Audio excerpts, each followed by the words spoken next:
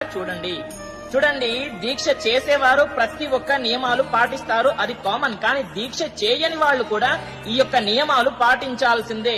ఈ నవరాత్రులలో ముఖ్యంగా నాన్ వెజ్ తినకూడదు అనేది గుర్తుపెట్టుకోండి. ఇతరుల గురించి చెడుగా మాట్లాడకూడదు, ఇతరుల గురించి ఏది కూడా మాట్లాడకూడదు. మాట్లాడకండి బెటర్, ఓకేనా? చాడీలు చెప్పకండి ముఖ్యంగా. అయితే ప్రతి ఒక్కరు కూడా ఫలితము పొందవచ్చు. సీక్రెట్ గా చెయ్యండి ఇవన్నీ కూడా. ఇప్పుడు నేను చెప్పినవన్నీ కూడా పాటించండి, మీకు కూడా మంచి ఫలితము దొరుకుతుంది అనేది గుర్తు పెట్టుకోండి. దీక్ష చేసే వాళ్ళకి బ్రహ్మాండం మహా అద్భుతం, కానీ మీరు కూడా పొందవచ్చు ఫలితం. నేను చెప్పిన విధంగా పాటించండి.